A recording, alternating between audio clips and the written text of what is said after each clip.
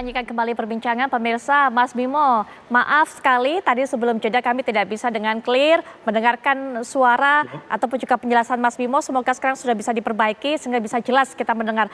Dilanjutkan, silakan Mas Bimo. Kami hanya sampai tadi pada pasangan 02 ini tidak bisa lagi terdongkrak suaranya. Silakan, setelah itu dilanjutkan. Kami hanya dapatkan poin sampai situ, setelah itu menggema suaranya. Saya melihat Pak Jokowi sebagai bukan sebagai presiden, tapi Pak Jokowi sebagai pendukung Pak Prabowo dan Mas Gibran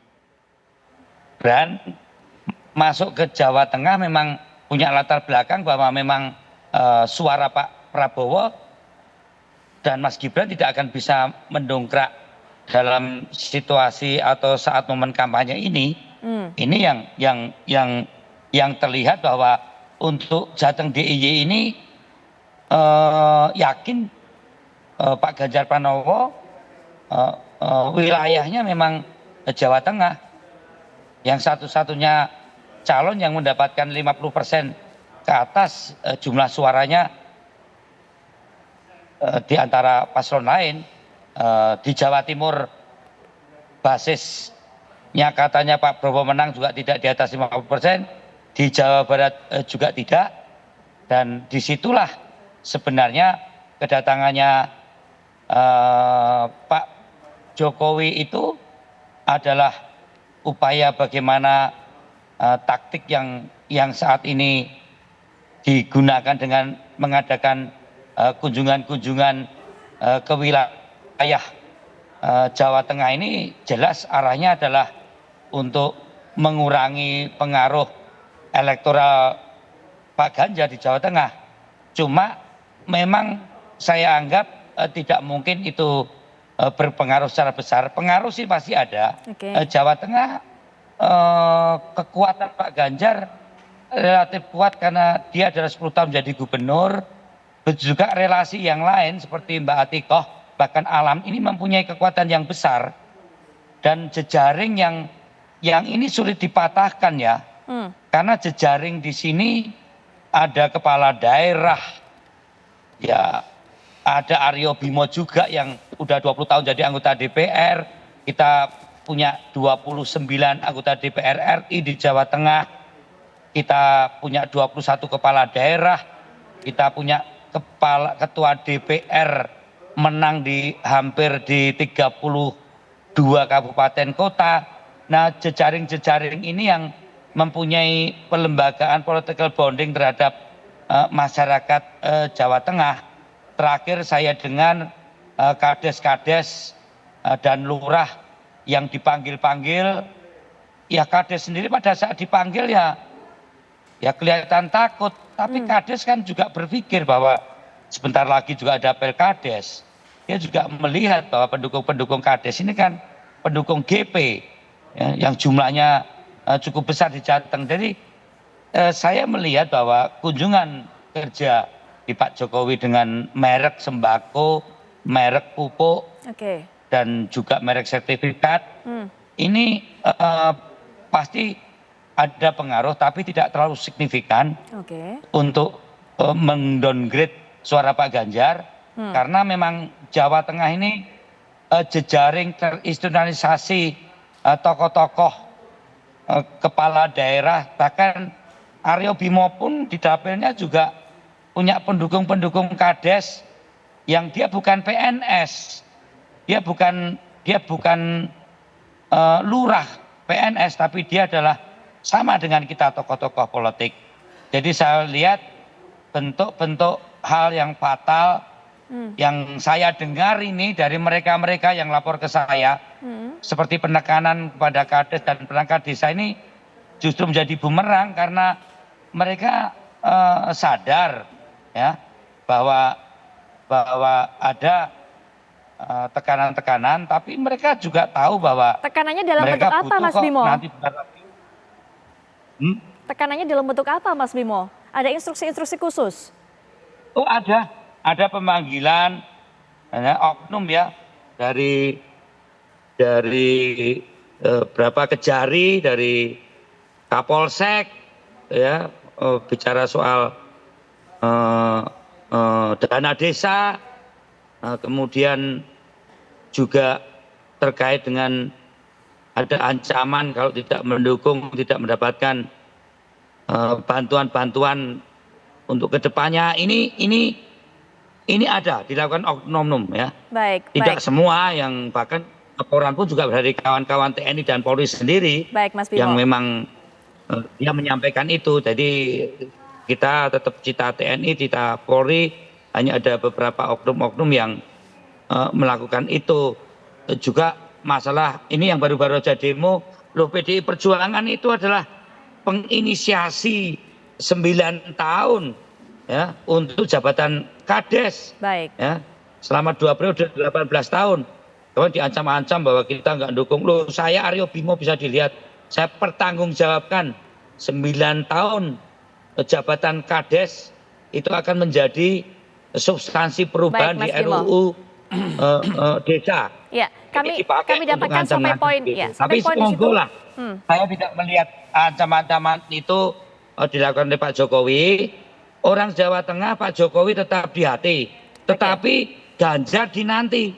Oke, Ya. baik, baik. Sampai di poin Masyarakat itu. kecil itu melihat ya kalau ada Pak Jokowi datang selalu dinanti, ya, selalu di hati.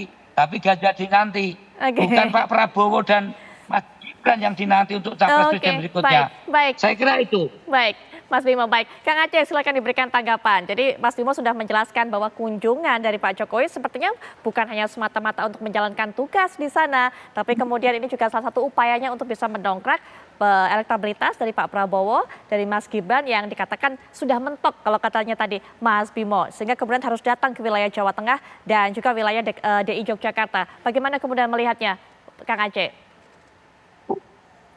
Iya, kalau melihatnya secara politis pasti akan memiliki pandangan seperti demikian ya. Tapi tentu kita berbaik sangka saja terhadap apa yang dilakukan oleh Presiden Jokowi. Karena tentu beliau juga melihat bahwa daerah seperti Jawa Tengah atau DIY penting untuk masyarakatnya disapa, diperhatikan, dan lain sebagainya.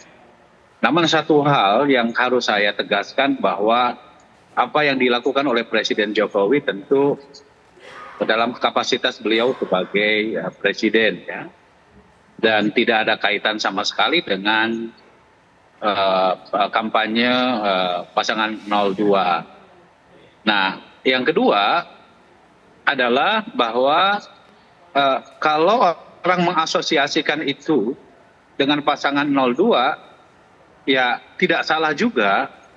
Kenapa? Karena memang pasangan 02 merupakan pasangan yang dari sejak awal tegas menyatakan bahwa kami pelanjut kepemimpinan Presiden Jokowi gitu. Nah, karena kami dari sejak awal menunjukkan sikap yang tegas, kami bukan pasangan yang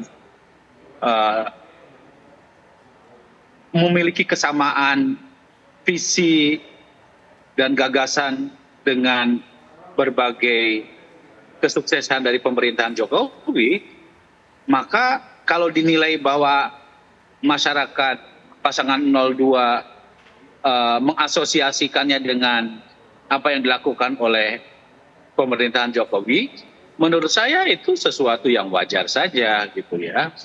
Kita tidak perlu menilai bahwa apa yang dilakukan oleh Jokowi itu merupakan sebuah kesalahan ya.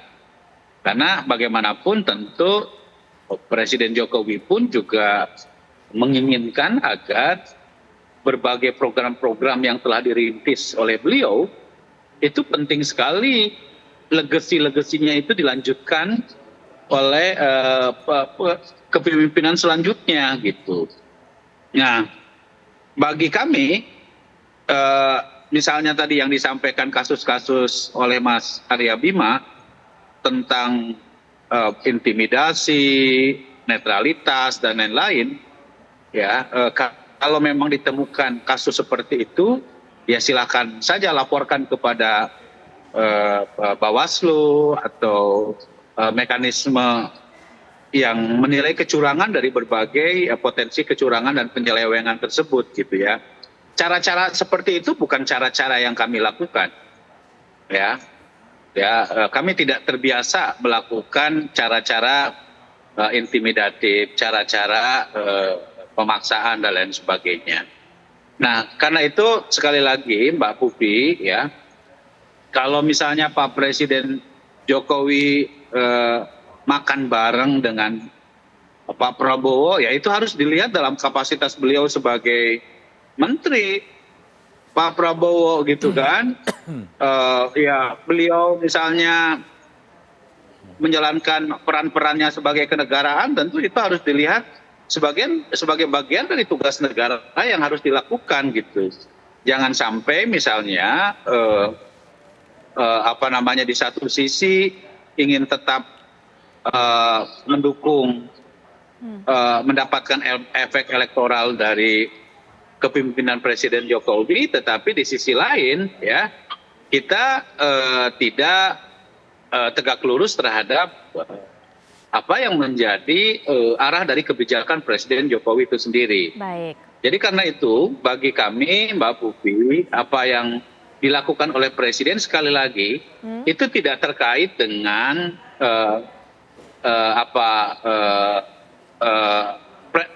kampanye 02. Baik. Tetapi ya kami harus tegaskan bahwa pasangan 02 Prabowo Gibran berkomitmen untuk terus melanjutkan prestasi, legacy dan berbagai kesuksesan yang telah diletakkan oleh Presiden Jokowi. Karena itu kemudian wajar jika orang mengasosiasikan, ini sekali lagi, wajar jika orang mengasosiasikan bahwa pasangan 02 ya diasosiasikan dengan Presiden Jokowi begitu. Baik. Nanti kita akan bahas lebih lanjut bagaimana pandangan dari Mas Adi, kemudian juga Mas Bimo juga. Tapi setelah jeda kita akan break sejenak. Apakah Indonesia Malam akan segera kembali saat lagi.